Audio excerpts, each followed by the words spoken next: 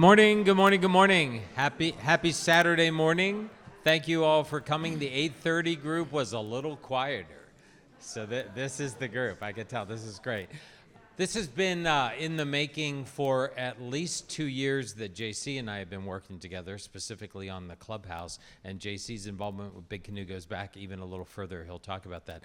JC Chi is our guest today. He is one of the 3 principals of KDC, which quite honestly, I can toot the horn better than he will probably. They become the or one of the very top architectural firms practicing clubhouse design in at least the Southeast and kind of expanding from there. So we're very blessed that he's been working with us, and I think you'll like what he talks about. So we'll do about a 40-minute presentation, pretty much is what it took earlier, and then lots of time for questions and answers after that. So JC, go ahead.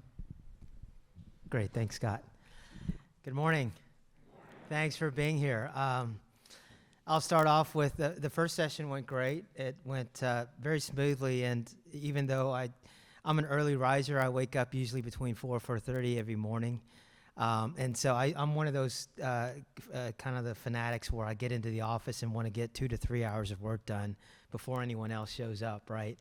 So as soon as I got in my car to drive up here, I was thinking, okay, am I looking forward to this or am I not? Because as I mentioned to the first group, I was like, it's exciting, right? We've gotten to a major threshold with this project, but it's also a little daunting because we're presenting it to a bunch of, obviously, a great community here at Big Canoe, the property owners. I've gotten to know over the last 3+ years.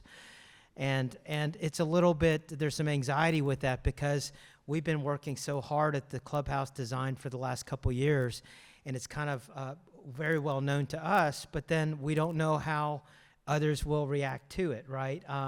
We feel like we've made some very wise decisions along the way. We feel like we've been asking the solid questions and listening to all the answers, and I've gotten great guidance from Scott, from the leadership, from the board, from operations, giving us their feedback about, okay, this is what's not working well in the clubhouse today, and this is what we think we need, and everything else. And one of the major approaches conceptually that I want to make perfectly kind of transparent is, even though we've done clubhouses and we've been doing clubhouse design since the mid-90s, so now coming up on 29 years now, on our 30th year coming up, we've had KDC, KDC Architects, me, my partner Mark Diedrich in the middle, Howard Kuo on the right side. We've had our company for 21 years now, and of those 21 years, overwhelmingly about 90% of our work is in the club industry. Okay, by club, it used to be predominantly about golf club, but now clubs are all types of clubs, right? We've always known that we have other amenities. We have, racket sports, we have aquatics, we have wellness, we have so many different things that are aspects of our clubs now. So we've gotten a really good broad range of experiences with doing this type of architecture. But even though we've had 29 years of doing this kind of work, we don't approach any one particular project thinking that we have it all figured out, right? They're all very unique. And while we feel comfortable with offering our experiences from different projects, different parts of the country, we also know we have to test those against you, the property owners, and what you're looking to accomplish, not what we're looking to accomplish for you, okay? So part of what we do in our early design process is we just listen, right? We meet with the board. We actually have a design workshop where we're designing it together with the leadership and showing some results of early concepts, and we get good guidance from that. So while this is a milestone occasion where it's fun for us, it's a little stressful for us to show you the design and kind of basically present our artwork to you. Like, are you going to put it up on the refrigerator at home, or are you going to kind of like throw it aside and put it in the recycling bin with all your other mail? Who knows, Hopefully it works for most of you. We think that we've done a good job, as I mentioned, but everybody has their own wants and needs, so we understand that. And ultimately, with any project like this, it goes to a vote. If there's some capital impact, financial impact, budgetary impact, it goes to a vote. And so that's what's wonderful about your process, is that you have a voice and you have the ability to say, yes, I support this project, or no, I do not, right? We understand that it's all within the context of other needs within the community, other capital needs, other financial needs and everything, but it's a key piece. I will expound upon, we all know that the Clubhouse has the ability to be your social heartbeat in the community. It's meant to be kind of the gathering place, the social playground for the community property owners. And it's meant to be kind of your home away from home. And I'm sure some of you use the Clubhouse frequently, whether you play golf or whether you're meeting at the Black Bear Pub, or enjoying a meal over in the veranda. And maybe some of you don't use it much at all. What we hope to do is create a new environment here for you all, so that all of you all will want to come and at least explore and see what we've done, okay? And like I said, it's going to be relying upon your approval as a property owner group. And so I greatly look forward to showing you what we've come up together creating, but also touching into why we did the things that we did, okay? And then, as Scott mentioned, we'll open it up for questions and answers. I'd love for it to be organic.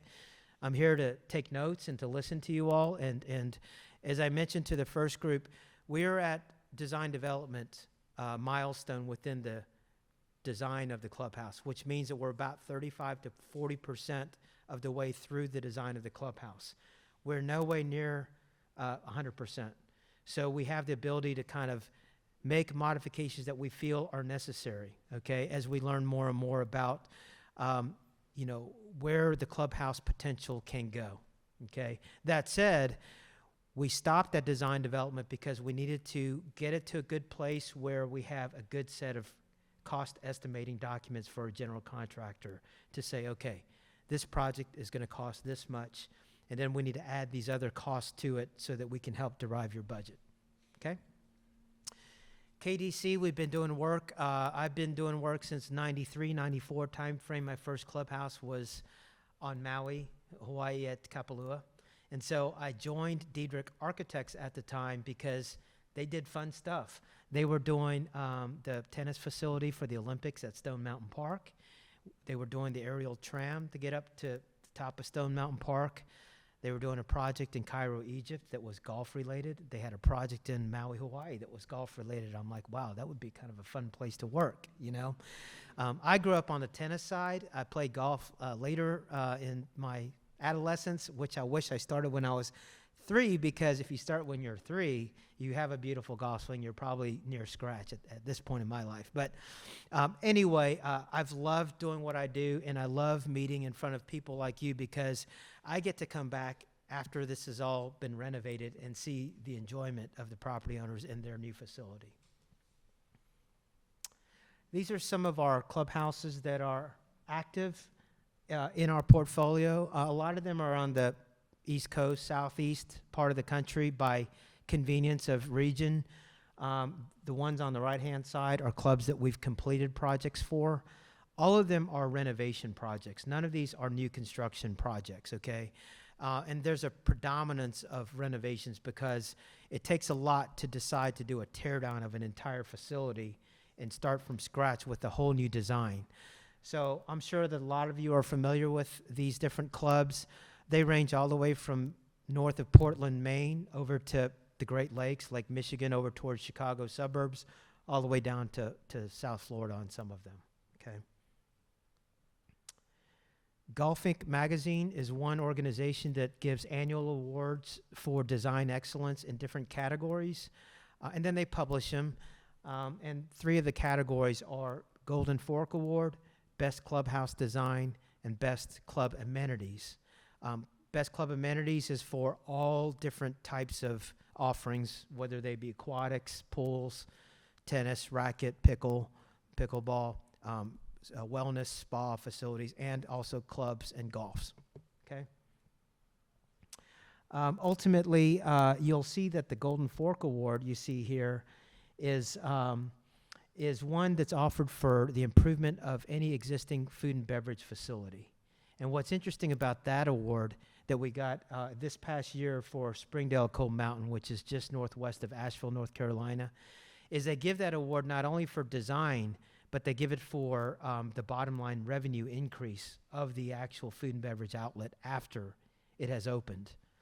So we have to give the financial, the results after year one of the facility, and then they award based on design and productivity, which is intriguing because, of course, we want to be able to not only make this club a beautiful environment for you all, but we want to generate revenue for the operation side of things.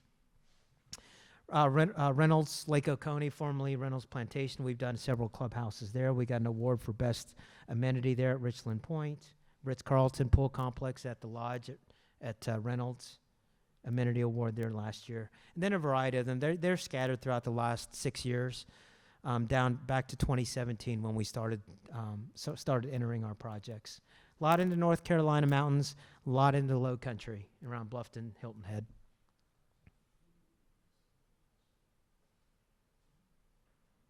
Interiors and exteriors included.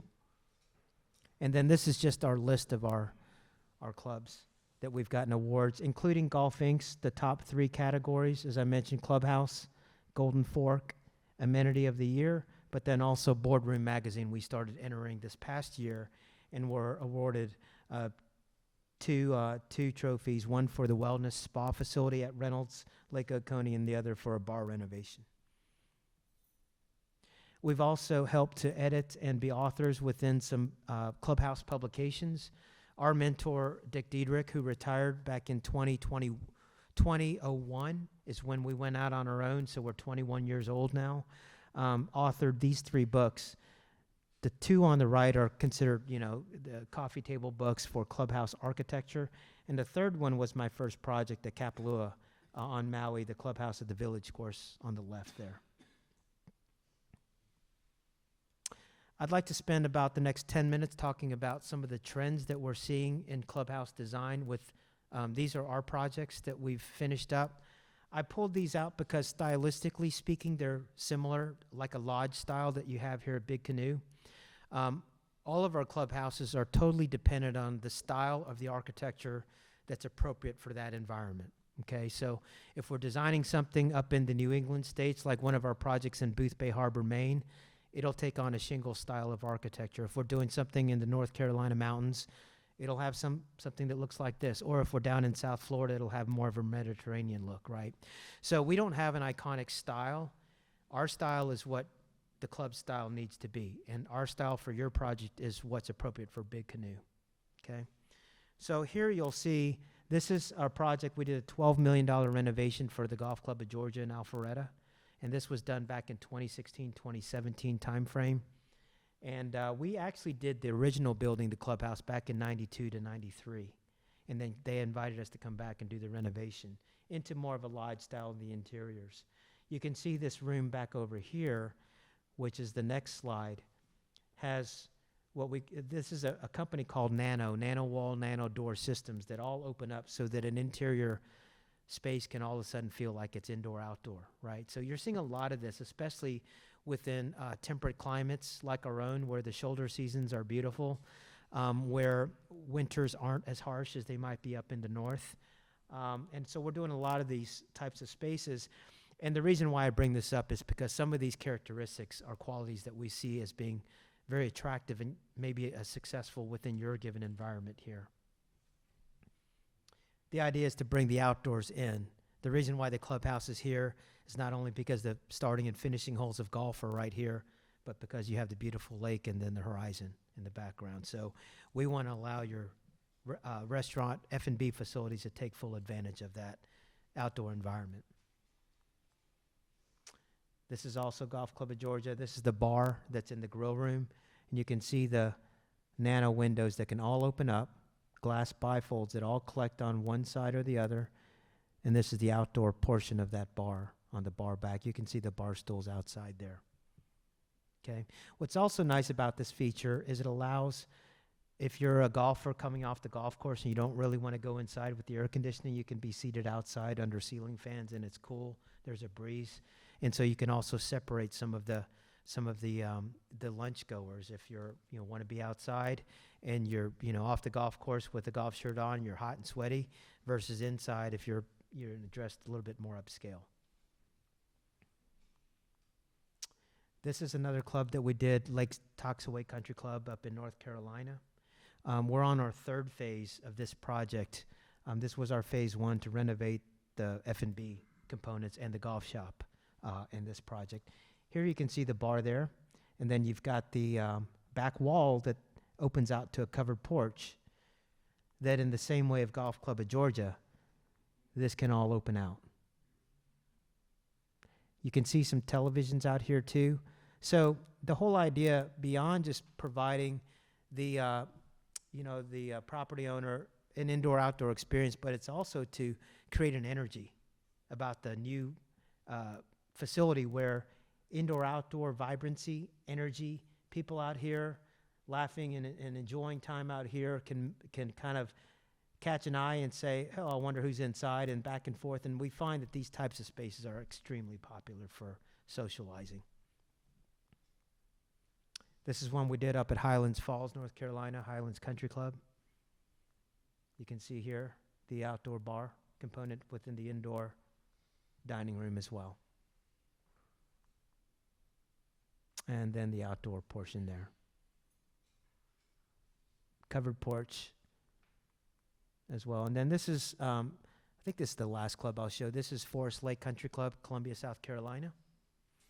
You can see these bifold glass doors, the lake beyond, and then how they open out to a covered porch that you can enjoy the outside environment.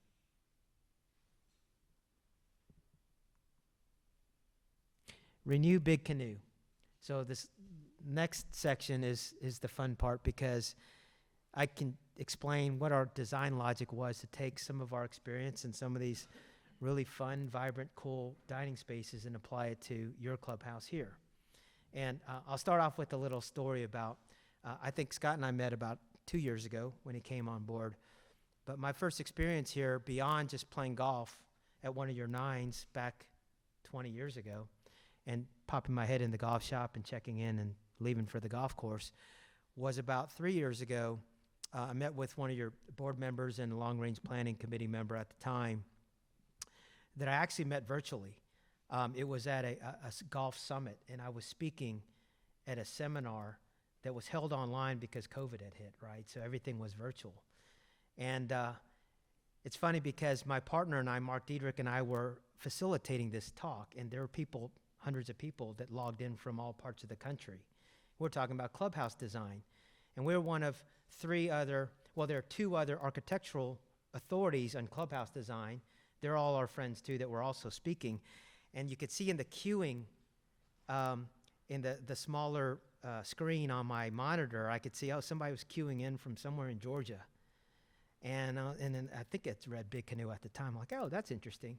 And so this individual didn't have their camera on, but they said, I'm from a club outside of Atlanta, Georgia, called Big Canoe.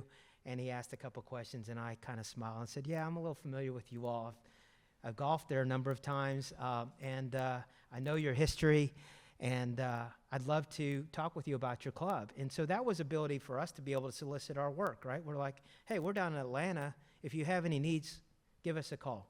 So I met those individuals here, and as soon as I walked in the front door, I parked over in the golf side, the bag drop side. I walked in the front door, and of course, I don't remember having been in the upper level of the clubhouse. I remember the golf shop when I played golf in the past, but I was like, wow, this is really beautiful.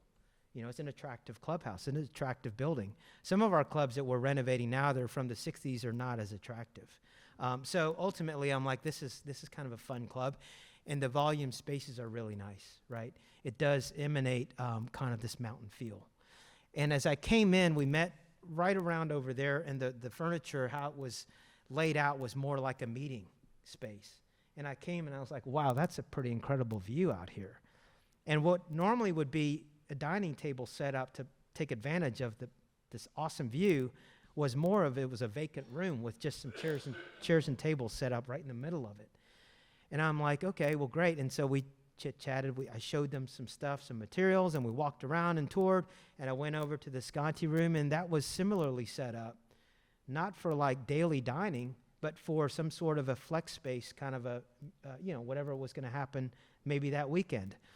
And then I went over to the veranda and got to know that space there and the Black Bear Pub. And I could see, okay, well, that clearly, it was in the mid-morning and no one was really here, but I could sense that that's where the activity is, down on that side of the club, not on this side of the club. And so long story short, ever since that first day of taking the official tour, I've always wondered, what would it be like if your best outdoor views were given to your property owners for their lunches and their dinners and their happy hours and all their fun stuff. And then I later learned from our meetings that, well, we have a lot of buildings here at Big Canoe, and we have a lot of different venues that we can host different things. And initially, that sounds like a lot of opportunity, because the more flexibility you have, the more of an opportunity to just say, well, we can do it there, we can do it there, we can do it there.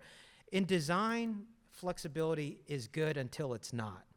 Because in design, if you want to be flexible for all things, then you're not really that great for any one thing. So if you want to be a great private space where you can hold a board meeting and an 80-year-old birthday dinner and a organization group kind of a luncheon, maybe that's not all in the same space, because AV could be compromised. A lot of food service access to that space could be compromised. So while it provides a lot of different uses, it may not provide any one use as optimally as possible. And that's what I started to feel when I toured the other spaces, like the Beach Club upstairs, learning about the acoustic showcase, learning about your Village Station A and B rooms, learning about chimneys and all that other stuff. So ultimately, to cut to the chase on the scope, we looked at a number of the buildings in your community. We're continuing to look at those. So I am aware of some of your uses and some of your challenges, because we have to have an overview of understanding of those spaces while we're looking at your clubhouse, so that we can kind of get a larger perspective of where things can go. So, Renew Big Canoe Clubhouse. Focusing on this side of your corner of your clubhouses, which is basically where we are, right? Your golf shop is down below here, and right now we're up in the Mountains View room here. This aerial photograph of your clubhouse shows your arrival porte-cocheres on this bottom side of the slide. The high side of the slide is your lake and your golf finishing hole over here, okay? And all of our floor plans will be oriented in the same way as this aerial for reference. You can see this is your main drop-off porte-cochere, which if you're self-parking, you're probably just popping into one of these spaces here or one of these and just walking up and either entering here, maybe entering down below, coming up the stairs, maybe entering over here alongside your Black Bear Pub, maybe entering over there. A lot of different access points, which in some ways are great, because then you could subdivide the clubhouse up and still get entrance directly into it. Sometimes they're not so great, because then you don't have one main entrance, right? And you don't have one warm body location where you can greet everyone, okay? So I think you all have seen this image before, and it's a conceptual floor plan. It's not detailed. It doesn't have all the infrastructure that's frankly in our design development set of drawings. But what it does show is what's in white in the footprint, our kitchen, which I understand was renovated about 3 years ago. At least you had kitchen equipment refurbishment there. We have tested the size of the kitchen. The size is ample as it is now. We can improve upon the efficiency of some of the equipment that was purchased in the layout. Okay. We also have the benefit of your kitchen and your storage facilities downstairs too. So you have a secondary kitchen, which is very valuable. Even though you're not using that daily, it's valuable for prep. It's valuable for storage. We also have our restrooms areas here that we're looking at slightly refreshing finishes, paint, that kind of thing, but not renovating. And then this area, but everything else in blue is your existing footprint that we're looking to renovate. That being either taking down walls, adding doors, something a little bit more interventive, okay? And then what you see in orange is new construction. By new, I know that we all know there's this lower terrace area here now, but it's stepped down below. So, for example, here, by new, we'd raise the floor of your existing lower terrace of your veranda so that it's all on the same level as your veranda, so that all of this can be used in conjunction as one larger space. Maybe acoustic showcase could be here. That's what our thought is, okay? But before jumping ahead to that, you can see the orange is added on to the exterior around this backside as well. And a little bit of orange there for a covered entry for the new reinvention, the Renew veranda, okay? So going back to my story about arriving to the club when I first met and thinking that how wonderful would it be if you had like a lot of your a la carte dining here, where this was your energy center here, where we kept the veranda, but my understanding is the Black Bear Pub and the veranda is really where all the energy is, right? That's where people want to go. Partly because it's indoor-outdoor, the veranda feels nice. It feels great, shaded, right? If we're able to create that kind of environment over here, that's a larger footprint overall, that's closer to your kitchen, that's closer to your finish of golf right downstairs, that has this commanding view around the corner to your lake, that's not tucked away like your current veranda is, how cool would that be? How cool would that be if you could also provide a secondary venue for events, meetings, organizations, a private property-sponsored party or something like that, but also still maintain your a la carte dining for a Saturday night if you want to go out and just have a quiet dinner while something lively was happening over on the other side of the club, okay? So what we've done is we've looked at the opportunity to take advantage of one major entrance here, the main lobby, and that is your new welcome center for your a la carte dining, lunches, dinners here, with a large covered porch, 3-season, the dog wood room, would stay slip, I don't know. No one in any of our meetings has called it dog room. That was a slip, okay? But in some ways, that's a tail wagging the dog, because that space can be dedicated either to a la carte dining every evening, or it can be a small meeting venue if food were integral for that. If you didn't want to meet at Village Station A or B, the group was a little bit bigger than that, and we wanted to go over here, this room is too big, the veranda is way too big, let's go ahead and have a meeting for 20, 30 people, and let's have it in the dogwood room. But then, all of a sudden, you could have your ongoing function over here. And the idea goes back to the story that I learned early on, was that when you have a wedding reception here, and I know that that's tabled for now, we're not having weddings here right now, but if in the future you were to go ahead and go back to revisit that opportunity, then before, if it were a rainy afternoon, then you'd have to move the wedding indoors, because that was something that was scheduled for 6 months prior. And then that wedding would take over the clubhouse. Well, then what happens to the property owners? Then obviously they can't use the clubhouse that evening. And you all would have gotten a notice well prior, that the club will be closed because we have a wedding. Our job is to help design the facility to, first and foremost, make it your home away from home, the property owners, kind of your social gathering spot. And then incidentally, if there happens to be a special event, well, you can have that also coincidingly, okay? Again, now, here is a separate entrance for that event. What we looked at doing was we looked at the restroom facility here, and then, as I mentioned, we looked at all of this other right-hand side of your club for the property owners. I've zoomed in, focused just on the left-hand side now, so this is just the event side, the veranda side. And the chair and table layout is for one example. If you were to have more of like a banquet seating kind of a setup, these are all very variable. It's all dependent upon your function, your use. If you have a wedding reception here or something that requires a head table or entertainment, then clearly a corner might be carved out for entertainment or something, so you wouldn't have this kind of table set up. So capacities are all variable too, depending on the furniture layout, right? But size-wise, you've got about 2,200 square feet of space here that can serve everything from theater seating like we have right now. You could seat up to 350 people if they're all lined up with a lecture or something. You could also have 200 to 220 people for a banquet seating. So it all depends, okay? But the idea there is that we wanted to expand your existing restrooms that are here on your veranda now. And we've taken out the little snack bar that was in there at one time. And we've increased your water closet count to be able to have 3 facilities per gender now.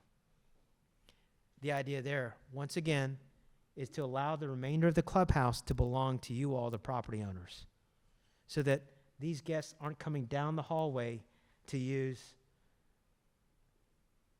these restrooms over here. Okay?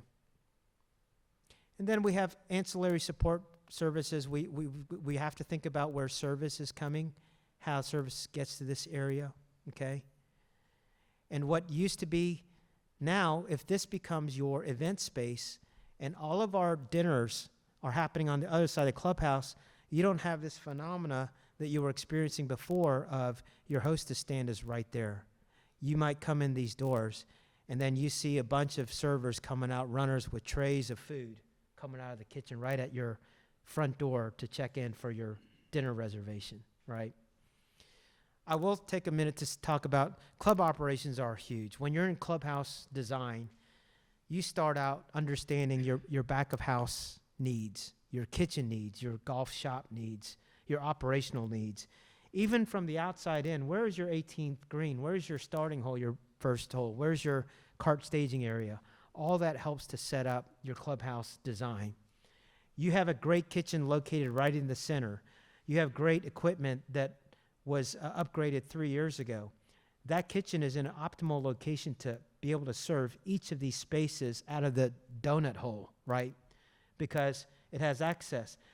The challenge, though, is the way you're using the clubhouse now with the Black Bear Pub and the veranda way over here is servers have to run their food all the way from the kitchen right behind your hostess stand.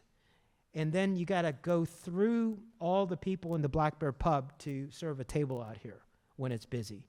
So we're here to try to remedy that, but also to provide a different layout so that you can optimize operational efficiency. And it all comes back to your enjoyment of your food and your dining experience. If the food takes 5 minutes longer to get out to your table, or if the server is being run back and forth inconvenient, and we all know staffing is an issue these days. We need to be kind to our staff. We need to treat them well to retain them.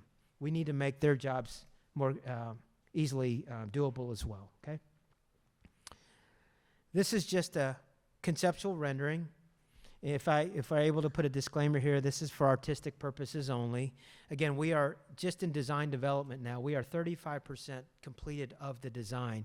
We still have 55, 60, 65% left. So the specific features of this is mood-oriented. It's just to convey this feeling of the space, the fact that we want to have operable windows so that you can still enjoy the views and the open air quality of the space, but it's a conditioned space, so you can close these off, and in the wintertime, you can use this space now, 4 seasons now, heated and air conditioned, okay? And we've added another 900 square feet off to this other side, and we're trying to continue the volume that you're enjoying up in the cathedral ceilings that you have currently. We're not trying to change the character of the space. We're trying to just expound upon what you already have and what you're currently enjoying.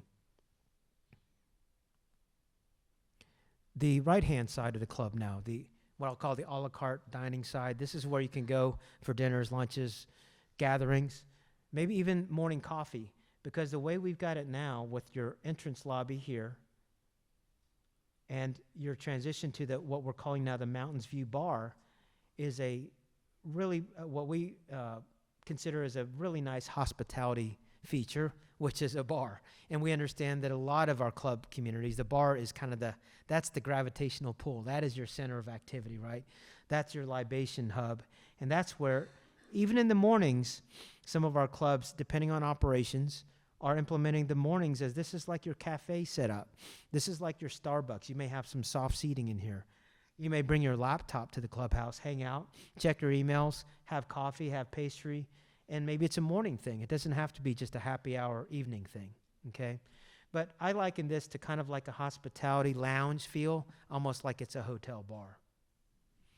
And that's what we're having to do more and more of these days. Our clubhouses are competing with the restaurants that are outside the gates. They're competing with a lot of the venues that offer different cuisines and everything.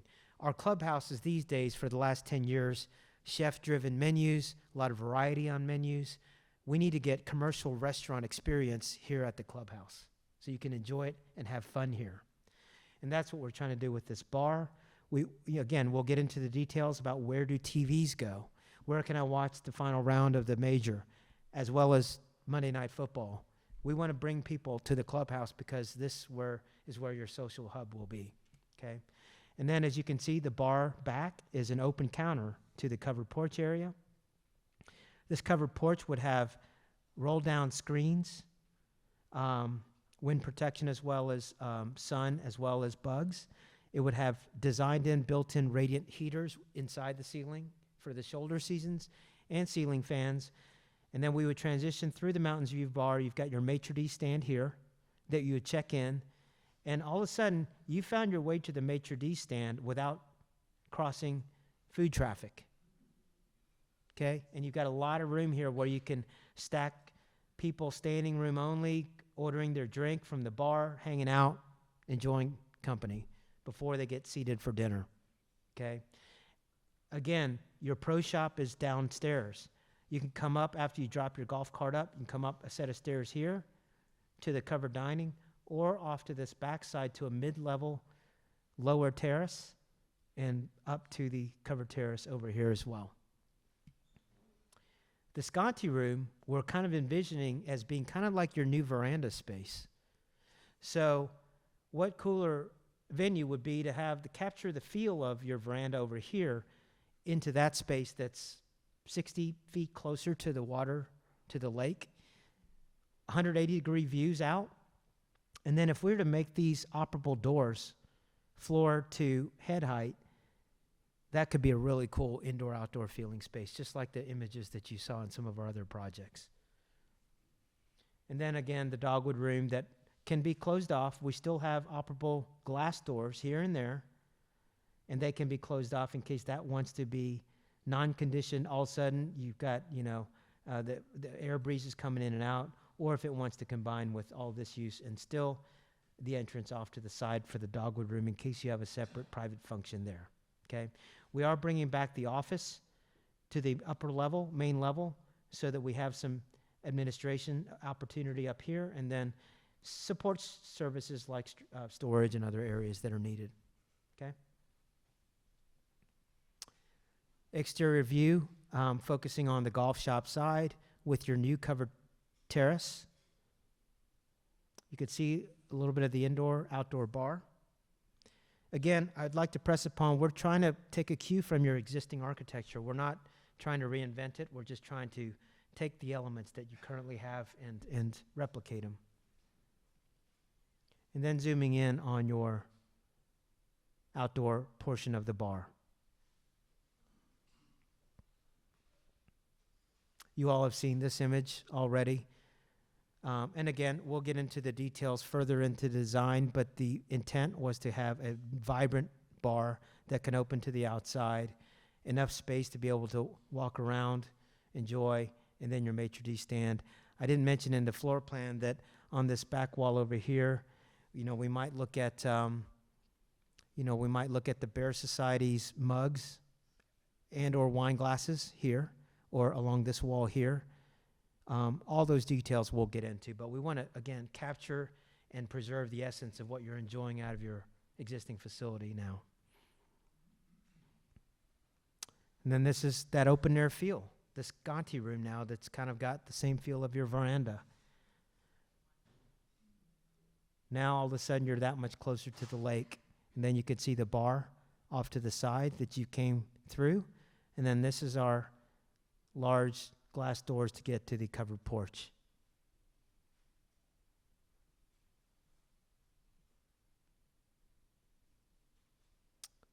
And then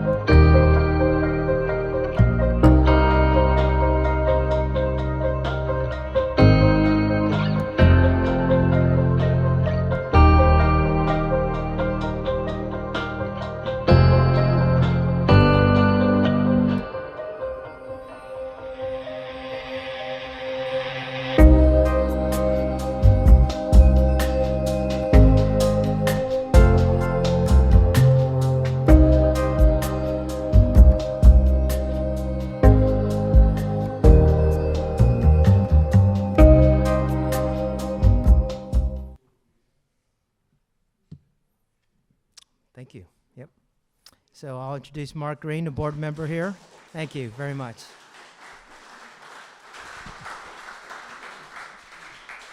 I don't know about you guys, but that's pretty cool.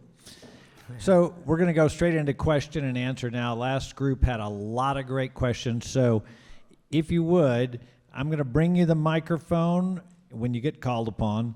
And if you would stand, it's going to make a better video for the presentation later and speak into the mic. So let's get it going. Since I know Ed very well, I'm going to go ahead and let him be first. Stand up, Ed. Thank you, Mark. I'm really excited about this, just to say at the outset. I've always commented to a lot of people that this clubhouse is probably the only structure in all of Big Canoe without an outside deck on it. I mean, every home we have decking for a beautiful view. This has a great view, but no outside deck. It's kind of amazing to me. But so any outdoor space that doesn't have an outdoor deck, to me, is probably going to be wasted. So that's my general comment. Right. I also noticed that a significant part of the decking faces the cart barn, and the bar is over here. When, you know, this is where it's at. This is our view. And so to me, to the extent that the bar and the outside and the focus can be this way, the better. So I'm not sure why so much decking is over here facing this area, but Yeah. I'd love to have it. Great point. If I may, what I'll do, and again, I'm taking notes, and I'm kind of, I'm continuing to learn from you all. Okay, I get it. I appreciate the question. So the quick answer from that standpoint, and we looked at different configurations of bar. We also looked at different configurations of covered terrace. But because that is the most dramatic view, this way towards the lake, that is one reason why we didn't put the bar in its way, because it would block your view to the lake. Yeah, okay. Number two, that's why we don't have a 30-foot deep terrace here, because then all these tables here won't be able to see out because you have terrace in front of you. That's all you have are chairs and tables. But when you're seating, your view is up and out. Anyway, Yeah. because we all in our homes have that same issue. We're hoping to try to achieve a good balance so that we have enough seating. Enough is a relative term. We have a good amount of seating here on the handrail, but not too much to where all of this happening in your foreground is taking out the views from the interior of the space. Yeah. I know there's a balance. Okay. One other point. Yes. This is going to require, it seems like, more staffing, and I hope the ability to attract and retain people is built into this new design, because It's actually that's an interesting. issue. So we've matched capacity. So right now, we took every seat that was on that side of the building. So veranda seating, lower patio seating, bar stool seating, and we moved it all. We didn't add to it. So basically, if we can serve that side of the building on a normal Friday, Saturday night, we can now serve his design. So don't think that we need to now go hire 20 more people. We don't. Now, if we're having a banquet or something at the same time going on, then you would obviously have a separate banquet staff, and we do today. Most of those people are part-time for us, people that used to work here, and that are always like, Kristen, if you're doing a banquet, call me, I'll be there on a Friday night. They do it as an extra second job or something for them. So we have a pool of people that we always call on to help out with banquets, Mother's Day, things like that. Andrew Crane. A couple of thoughts, random thoughts that came to me. One is the ratio of women's toilets to men's toilets. I think that's really important, and it looked like it hadn't changed very much in some of the. I'm sorry. The ratio of women's toilets to men's toilets. Okay. So that was a thought, to make sure both are served according to their needs. Also, insects. I'm thinking flying insects coming in when the screens are open, and I don't know if that might be a challenge.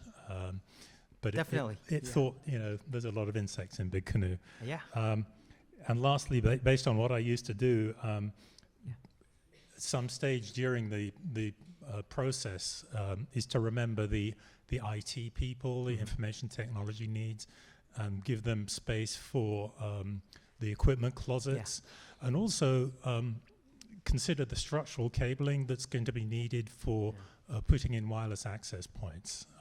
So you can do Wi-Fi site surveys and make sure it's full coverage with no dead spots. But great. That's it. Thank you. Thank you very much. Yeah, good points. And the bug problem is something that all of our clubs have to face, so we will mitigate it as much as possible with design and construction.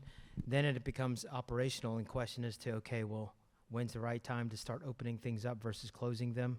And how do you cordon off certain areas so that it doesn't kind of overwhelm the entire clubhouse? So point taken. And IT-wise, we have gotten good consult from your IT supervisor here. Justin's done a great job. We met with him, and we actually took all of his points and incorporated them into our design. Thank you. Mm-hmm. Because I'm right here, I'm going to give it to this lady, and then I'm going to go to him, then I'm going to come to you, and then I'm going to come to you. Hey. Hello, I'm Barbara Mason. A couple of questions. I don't think you mentioned the Black Bear Pub. Is that going to remain as is with the bar plus seating area? Thank you. And then okay. The other question is, I see that little service. Is that a pass-through from the kitchen to the other, to the veranda area? Yeah, great. Thank you for those questions. Yes, so the idea is we want to preserve the Black Bear Pub with its bar as much as possible as is. We love the character of it, okay? Obviously, anything that needs to be upgraded relative to finishes that are in need of help will do. But what's interesting is your Black Bear Pub is in a key location, because while we want to, in some ways, make this an island experience for the people that are going to the veranda, this becomes almost like a flex space, because it is between your veranda event as well as the clubhouse. So in some ways, it can also operate like the dogwood room. If nothing is going on in the veranda, for example, there's no reason why you can't have an independent function happening in the Black Bear Pub. So in some ways, that can also be a private dining room for a small function, okay? As far as service, because we are anticipating that once we do the nice big bar over here, that's more than double the size of your Black Bear Pub. I mean, it's almost triple the size, especially if you count the outdoor seats. Your vibe and your energy is going to move from the Black Bear Pub over to that other side. So what's going to happen is it's going to alleviate a lot of the energy over here. So from a service standpoint, you'll be able to get food service either through the Black Bear Pub down to here or through our service corridor that's here. And all this is roofed. Okay, that's roofed there. and you're able to get service down that way. Okay? You got it. Next, hey. First, kudos to yourself and to the board for creating the buzz and energy, excitement, bringing your experience and vision to this. It's, like Ed said, it's great. Where I'm coming from, if you could go to a slide quickly that's in interior, it shows interior textures and things. This one? Most of us are an aging population, okay? Retired, 60 to 70% of us. I'm in that category. My perspective comes from retiring from managing audio video services for conferences and streaming. If you're listening to me, we got an echo. Yeah. And every room is like an echo, whether it's a microphone or not. We go to the, I don't know how many of you participate in the trivia nights on Tuesdays. It's a cacophony. I've got good hearing aids for a change, and it's still a challenge. I haven't seen any texture changes. I know this is 30% in, but the first question would be, is sound management and reduction of echoes for textures, for flooring, walls, and things like that. I think it can be, that's never been done here, but I think it can be. And the other thing, I know there's been a good buzz around that from Scott's perspective in response to some emails, that there's plans for improved AV for conferencing, speaker perspective, and things like that. We have a lot of limitations right now. Thank you so much. Yeah, thank you. The acoustic issue came up in our first presentation, and it doesn't surprise me because it's what we're having to do with all of our club clients now. Any space that has a little bit of volume like this and a lot of glass and hardwood floors, you don't have a whole lot of areas that you can buffer the sound. We have been successful in the ceiling treatment. We would consider, rather than just sheetrock, painted sheetrock, we have looked at fabric panels, almost like not an acoustical tile, but like a fabric line panel that come in 8-foot sheets, right? So all we would do is just throw in a cross wood member as a spline to cover up the joint, and then all of a sudden you have a fabric ceiling. We have looked at a product called Rulon, which we do our own, that you provide gaps between wood planks so that the noise goes up into the gaps and dissipates rather than bounces back. So there are ways to deal with that. We could deal with it with some window treatment. We don't want to do a whole lot because our views are what we want to capture, right? But we could do it that. We could certainly do it with accessories. I don't know if we'd want to deal with, at least in the lounge areas, you can be more, I guess, flexible with rugs and other things. And certainly not dining tables with chairs, gets to be a little cumbersome, right? Uneven floors and all that. But we would certainly look into as many methods design-wise we could incorporate acoustic treatment, okay? And also the technology side, yes, our intent, and that goes to one of my points early on, we are trying to provide still flexibility in your spaces, but we want to specialize them enough to where we're equipping each space for what it needs to be most of the time, including technology, okay? Martha Altman, first of all, thanks someone for saying something about raising the restroom seats. They're kind of low, but my question is, I thought we had ordered new furniture, but is it going to go with this same type of a style? Awesome question. So yes, new furniture, because I cannot stand Oh, sitting on my this. rear's hurting Oh right my now. gosh. Anyway, so we finally, oh my goodness, got the container ship delivery. So 5 weeks. So in 5 weeks, I told the board the other day, this may be the last board meeting that we have to sit on these things coming up next week, God willing. But yes, so we knew this was coming. So we worked with JC's interior design firm to carefully choose the finishes and styles and things so that we were ahead of the game and we aren't going to waste all the things we bought. So the same designer will work with us on the final design for here. And I will add that Tracy Rhodes Interiors is our interior designer for this club, and we brought her in. We work with a variety of interior designers that specialize in club design. We brought her in because she's the one that did Golf Club of Georgia with us. She did Lake Toxaway Club with us. She did Forest Lake Club with us and Highlands Falls. So she has this vernacular very successfully done. And we were very targeted with what can come in phase one, and then building upon that for when we do the Clubhouse project so that it's all seamless in its aesthetics. Okay? Thank you. Morning. Good morning. I'd like to know why you utilize the accordion doors versus the stacker slides. The accordion doors are typically more maintenance requirements. They also require more real estate to operate, where a slide does not impact your real estate. Mm-hmm. Great point. And, that's something we can continue to explore. In fact, one of our last meetings looked at a different type of door. And I don't mind speaking conceptually about it, but like, for example, okay, see this opening here? What's nice, and I don't want to get into too much detail, is you have a column here and you have a column here. And that beam is being held up, that's holding up this roof. What's nice is you don't happen to have a column right through the center. So that allows us to get a big glazed opening here without having to redo your structure. We also know that when you have bifolds like this, sometimes depending on the width of the leaf, they will come into the floor area, and they may make your furniture layout a little bit less flexible. So one operable window we looked at is, think about a garage door, but it's got a hinge down the center laterally. And so it's got a hinge up top. So it's almost like a horizontal bifold that comes up, and it folds to the outside so that all of a sudden you get almost like an awning, glass awning to the outside. And all of a sudden doesn't take up floor area and other things, but that's not an inexpensive door. So what I'm saying is that we are still exploring. That's why we still have the 65% more design to do. And so we will make the decision that's the best suited for budget and function.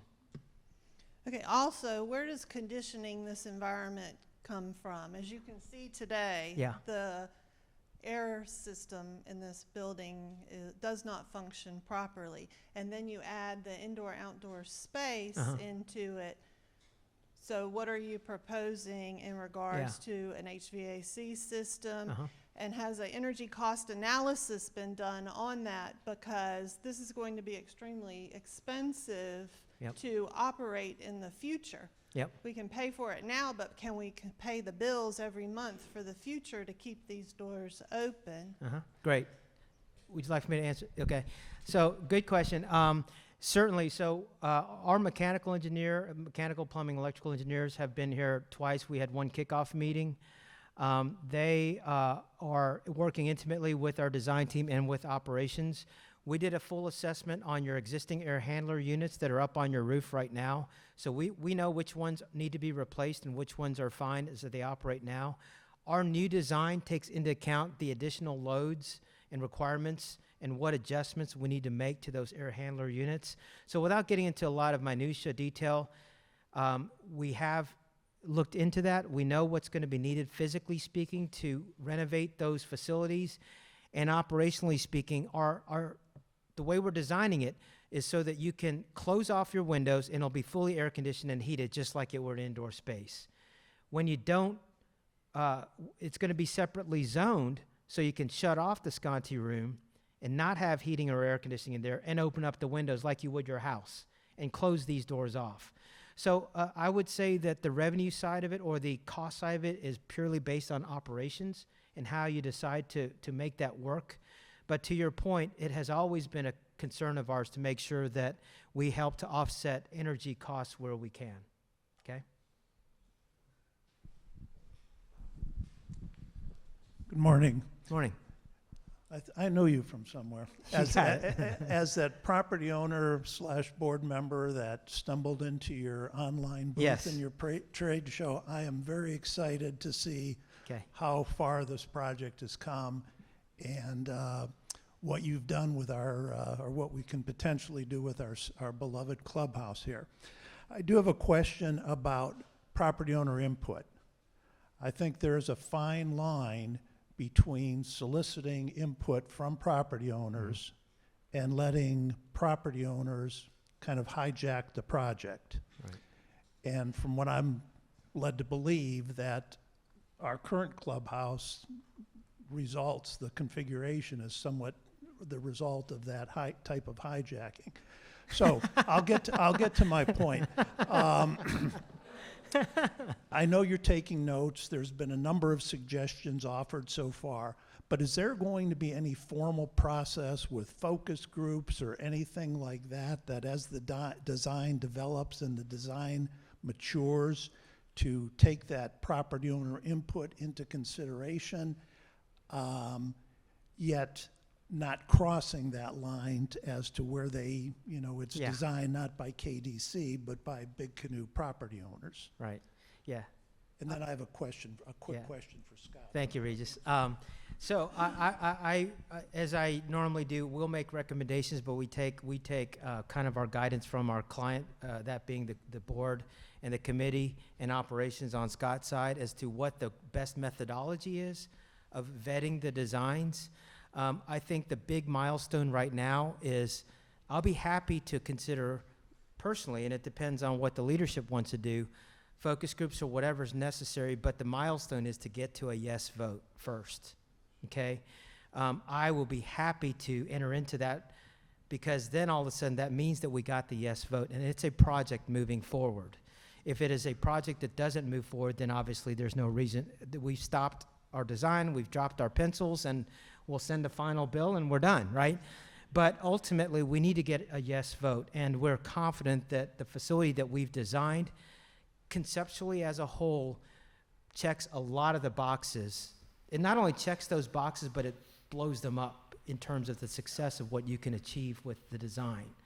The nuances and the details and the voices about the new, about how we refine the design as we develop it, we're happy to participate and facilitate anything that we're asked of. But I'll leave it up to the board to decide exactly what the best process is. And from what I've seen in the past versus other club clients, your board and your leadership has been very open to listening, obviously, the voice of the community and the town halls and all these meetings. A lot of our club clients don't do that. They don't meet with you and talk with you and take all your comments. They're a little bit more heavy-handed in what they want to do. So from that standpoint, I'll leave it to Scott maybe to elaborate a little bit on the process, but it's to be determined is my best answer. I don't know what the process is going to be to help get more of your comments in place. Yeah, I think when we hired JC, the board was very clear with me and with JC that we wanted to spend enough money that we could get the design development to this phase, so that we could get the HVAC guys in, the plumbing guys in, the interior design person in, and then we could get some general contractor input. So when I tell you it's 6.35, I'm not going to be off by a factor of 2, which is what happened the last time the clubhouse was done. So we've done that, and now at this point, it is all about all of us as property owners saying, we believe in this, this is something we want to do, let's go get the vote, let's vote yes. And then we'll spend time with the board figuring out what is the process to figure out, should that drape be striped or should it be a check back there? That's what we'll have to get to, but we're not at that phase yet. We're at we got to go get the vote. The second question I had, Scott, was directed to you. You had mentioned that the capacities are the same. JC, if you can go back to the floor plan configuration Yep. slide. Yeah, that's the new one. Okay. You said you duplicate what we have now. Mm-hmm. Does that include the dogwood room, or is that just with the Sconti room? Great question, Regis. We did not count the dogwood room because we look at that as like a swing space. So it was taking all the spaces, all the indoor-outdoor spaces on that side of the building and making sure we could have the same kind of seating in Sconti, covered terrace, mountains view, lobby area, etc. So dogwood stays dogwood, and that's really unchanged. Yeah. Thank you. Morning. Hey, Wayne Huey, and one of the recommendations from a previous consultant was to take the existing floor of the veranda and raise it up to the same level as the Black Bear Pub, so you don't have the ramp or steps. And I thought that was a great idea. And as you mentioned about extending the veranda out, it would be fantastic if it was all at one level. And I'm not sure what the cost is, but it seemed like that would really create a better, safe situation, especially for ADA. Thank you, Wayne. Yeah, good to see you. That's my first question. The second question is, Pickens County Health Department is a disaster to work with. Okay.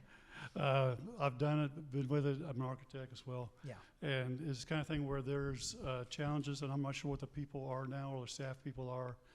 But I wonder if there's a way, JC, to go to them in advance about the nano walls and the windows and just see what they might say at this design development phase before we get much into it any further. They have rules and they enforce them. Do you have an idea of, well, we can talk offline, but yeah, so you foresee that there may be some issues with that? They are a county like no other county. Okay. I'm saying. Okay, great. Point taken. I'm not Thank sure you. how to say it, but Fuego, for example, has garage doors, but they're very limited about how often they raise them. And sometimes there's places where they will fine you if they find out you did raise a door, and you don't. Your kitchen. Oh, I see. So you're talking about elements and rodents and things coming in from a health code perspective, not from a building design permitting standpoint. I got you. Yeah, I'm sorry. Yeah, I wasn't real clear about that. Yeah, that makes sense. We've entered into some of that. Yeah, and you got to have screened off where you're serving food and drinks and everything. Yeah, no problem. Yeah. So point taken. Regarding the raising the floor, to meet, I think if you all didn't hear, so the idea was we know that we have steps here from the Black Bear Pub and the remainder of the clubhouse down to the veranda today. So what would necessitate raising this floor, in addition to this floor, even higher, to meet with this, would also need to raise the restroom floor too, right? So all this needs to come up, would essentially be severing the roof right there and destroying all of this. So essentially your new construction is all of this because you wouldn't have the head clearance available for your roof line. So in my estimation, I mean, back of napkin, that's 1,800 square feet times $300 a square foot. I mean, you're looking at another $500,000 just for that roof portion there without redoing all of these areas. So it's a great idea. Again, we had to put our pencils down and prioritize where we wanted the bulk of the budget to go. And although it would be ideal to have this all ADA accessible, we could even look at, we do have a ramp coming down here to go down to that area. So that is accessible. Is that, well, we probably need to lengthen it. That may be too steep for 4 steps. But regarding that, it would be a cost impact that happy to look at, but it's going to bust our budget clearly by a lot. Okay? Hey there, yep.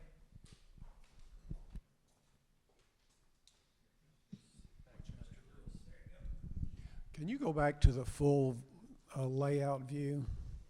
Yeah, that'll work. I have a couple of questions. One is, there appears to be a hallway all the way around the kitchen. I've never been back there, and quite honestly, I don't understand why. You mean like right here? Why that is there, and we couldn't gain additional space by getting rid of the hallway. Okay, yeah. And the second question relates to something Scott had said some time ago about delivery of food to the veranda. He said that it would come through the back Black Bear Pub. Well, or you can go through here, the service. Okay, well that was my point. Yeah. Either way you do it, it looks like you're going through 4 or 5 doors. Could we not somehow, it looks like the hallway back to the dogwood room is not going to be public space anymore. Just eliminate those doors through there so the server's not running through 5 doors. Yeah, good points. We could. At one point, I had doors here because let's say the dogwood room is not used for a function or a meeting, and let's say it was used as overflow for dining off the Sconti room, then all your traffic is coming from the right to the left. You're not coming from this way to go there. Then all of a sudden, if we had doors here that can close off, then all these doors could be left open, or you don't have doors at all, right? So that's a detail item that we can continue to look at. But we didn't want to put doors there because then all of a sudden we wanted to prioritize the property owner coming to the dogwood room. Sorry about that. Oh my goodness. But the idea, again, is this Black Bear Pub will take on a slightly different complexion once we do this. This is where 80% of your energy is going to be day to day, and this will be where it's going to be less. Another thing is this really isn't a hallway because we've kind of erased out all the details, but there's dishwash here, there's beverage station here, there's cabinetry, there's countertop, there's setup, that is all equipment. Yes. All yeah, of it. It's a service hallway. Service all the station. details are out of that. You got your hot plates for coffee, tea, water beverage, soda stations, all that. Yeah, all Right. that is scattered through all of this, yes. Yep. Any other questions out there?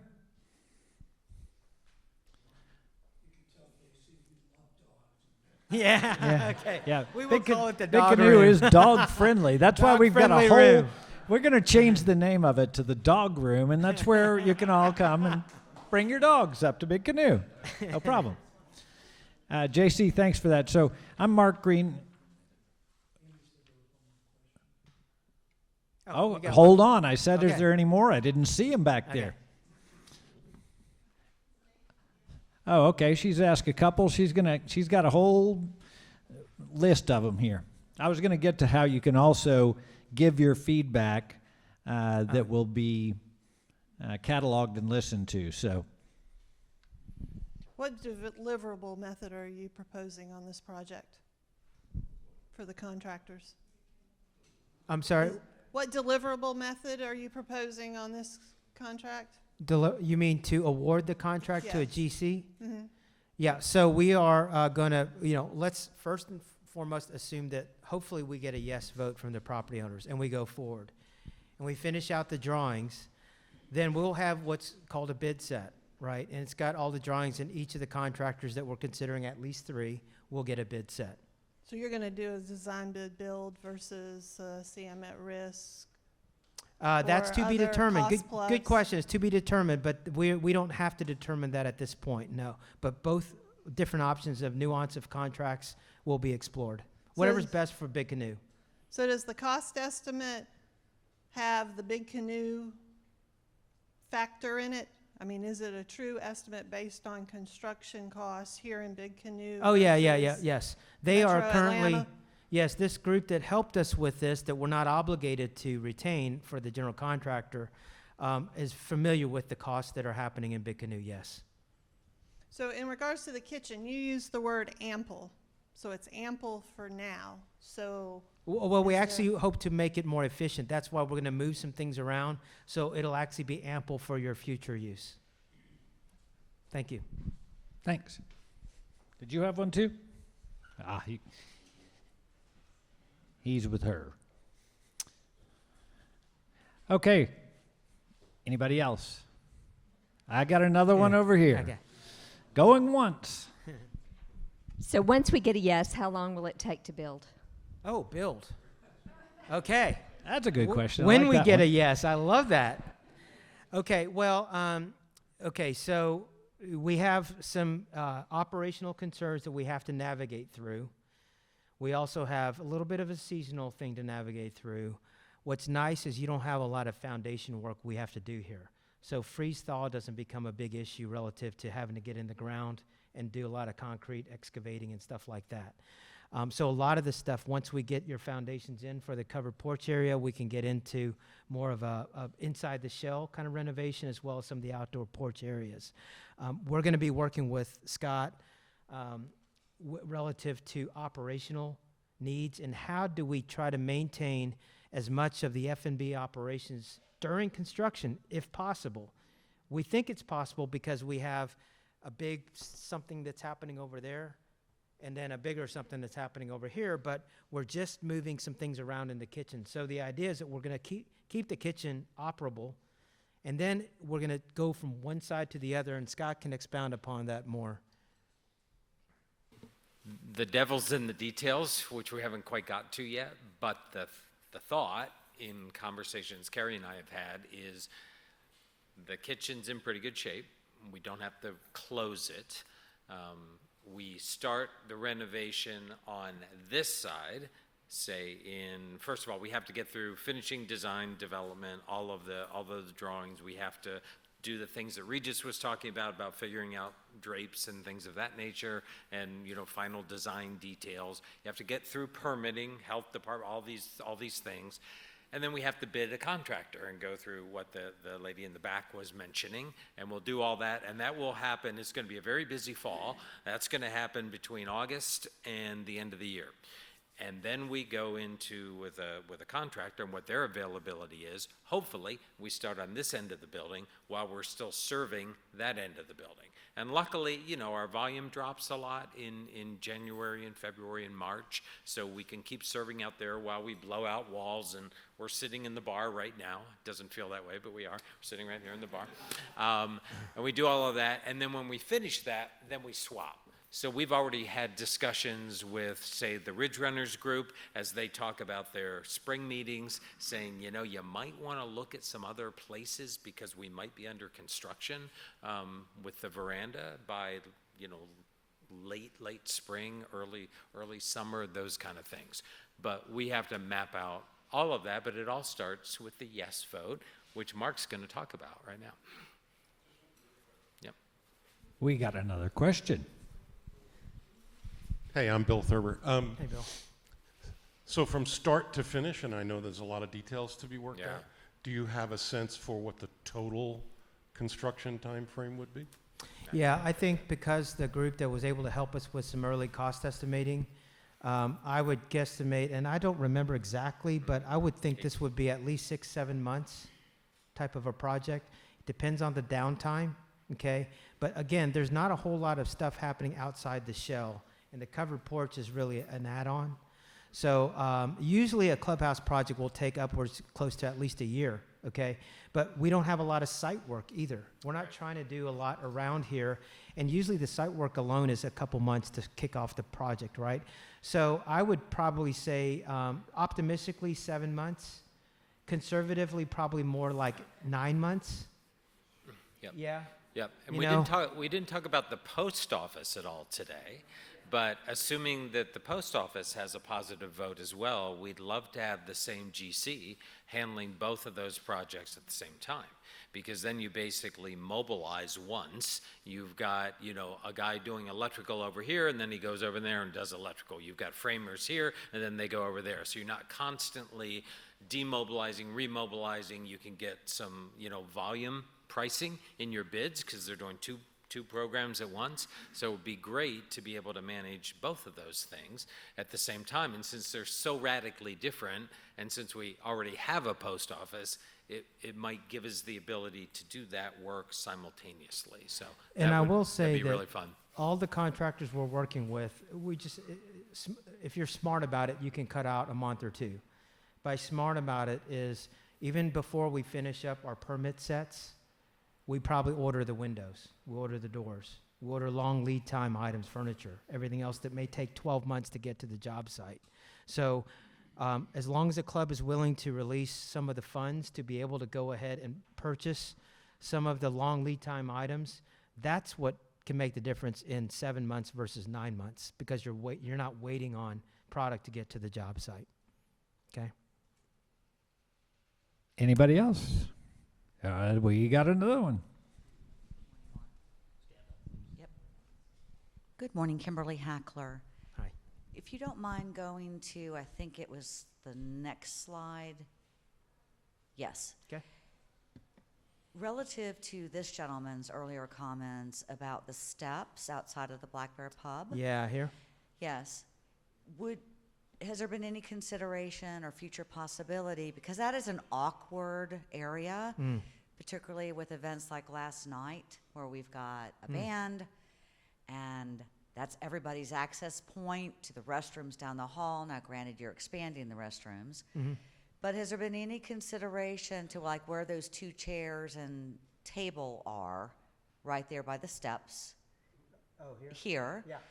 Using that space differently and maybe incorporating a ramp as we all are getting older. Sure. And some of us have had injuries, as Bob knows, and there's temporary mobility issues. Yeah. That space is no longer enjoyable or accessible to those of us that are going through either permanent or temporary mobility issues. Yeah. That you could possibly use the length of that and incorporate some kind of permanent ramp. Good Just point. an And idea? we've done that on other clubs too. And what I'd like to give some reality and shed light on is the fact that any of us could have knee surgery. Any of our grandkids, like if they're 7 years old, they may be on crutches. So how do you get them up and down stairs? So all of us could go through something unfortunate that would require us or be better off by having a ramp or a lift, for example. And so like at Oceanside Country Club down in Ormond Beach, we did a lift. Now, they're not aesthetically pleasing, but we did like a closet. We built out a little closet, a vestibule where you pop in there. That's a lift to get you up to the upper level.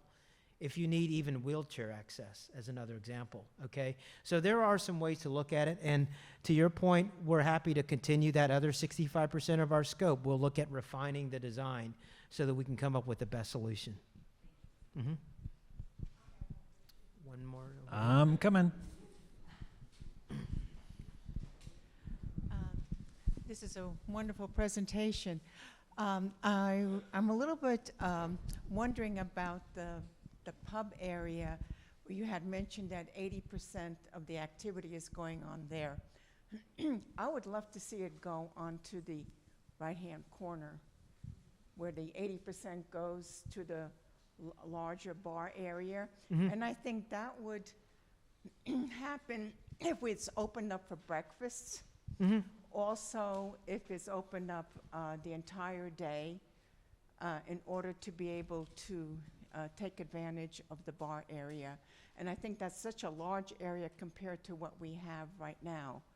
And I think that might wind up being a beautiful focal center, but it must have some nice, comfortable seating. Yeah, good point. And that goes to kind of what I was talking about with almost a hospitality feel, like a hotel lobby lounge feel, is that depending on Scott and Carrie and how they want to use this in the operations side, I could easily see this whole thing being set up for morning coffee. You could have breakfast service because you have golf downstairs too. So you have people coming to the club 7:30 in the morning. And what better opportunity that if you wanted to invite property owners to come, again, bring your laptop, have your coffee here, hang out, meet your friends, that there's, we, at least design-wise, you have the option to use this bar setup as a beverage station and more of like almost like I've seen some we're doing that's a breakfast buffet setup on the bar, for example. So, we want to provide the opportunity that once operations does come in, they can decide what's the best use at what hours of the day, what days of the week. Okay? Great. Here's another.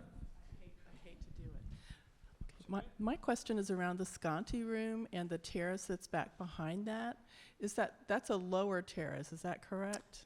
That's correct. So what we did was we wanted to provide a hangout space that probably will be set up more like soft seating, like outdoor sofa, arm tables, maybe a fire pit on it. Okay. And the idea was that it's low enough that it's below the view of people sitting at the window wall of the Sconti room. Okay, because on that view, so you're able to like look over it's on it. the same level, but it really is a lower. Oh no, you go down these stairs. Okay. And then halfway down, and then another halfway down. So that's probably about 5 feet below this floor. So you're looking well over the people seated. And Right. yes. And it wouldn't be a food and beverage service area. It would be just kind of a lounge area that's It's outside. an option. I mean, you could certainly take your drink down there and hang out, but it depends. That detail is up to operations. Okay. Yeah. And then on each side of the Sconti room, you can kind of see dotted lines. Those two spaces can be closed off. Is that right? But with glass doors. So instead of what we have now with the board and batten look, it would be glass doors. Yes. Okay. Thank you. Yep. Loving all these questions. Some really good stuff. I got another one. Okay. You've got a question. Bill Mason. Hi, Bill. Nice work. Since you brought up the lower terrace, are the stairs there required for fire exit purposes? Mm-hmm. Yeah, we need a second means of egress out of there. So we have the one means out of here, and then because we have more than 750 square feet or more than 50 people on the terrace, this is also a fire stair. Yes. Okay. I think we have about reached the end of this presentation. We're starting to lose our audience. So for those of you who don't know me, I'm Mark Green, and I'm on the POA board, and I've kind of been the designated spokesperson in the promotion of Renew Big Canoe. So there's just a couple of things that I want to mention that kind of emanated out of these sessions. One is that we've gotten a lot of great questions, and some of the questions are already answered on our website, www.renewbigcanoe.org. So please go visit the website and check it out. There's also a feedback mechanism there, which actually, if you hit the contact form, it's going to send you to Ask the POA.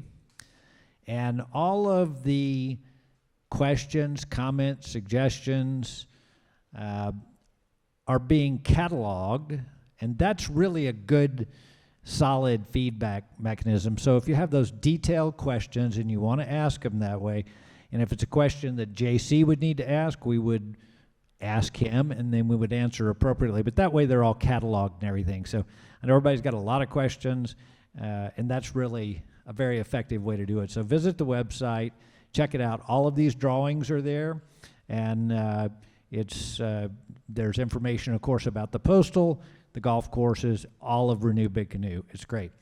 Last thing I wanted to say was that there's been a lot of questions about deep details.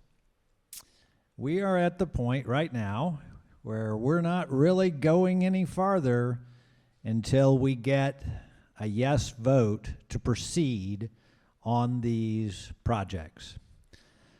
So, to me, I feel like there's a lot of buzz in the community and that there's a very positive vibe. People like this. They want it. Don't become complacent and let that vote slip by you. If you want this, you got to vote for it. And tell your friends to vote too. So this is kind of a pitch about voting, that none of this happens without you, the property owners.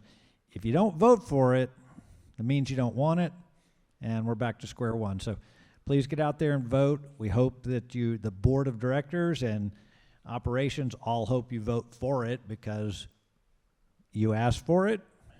We've delivered this. It's going to be great. So thanks, everybody. Enjoy the rest of your Saturday. Go out there and good golf, good tennis, or whatever makes you happy. Thanks, guys.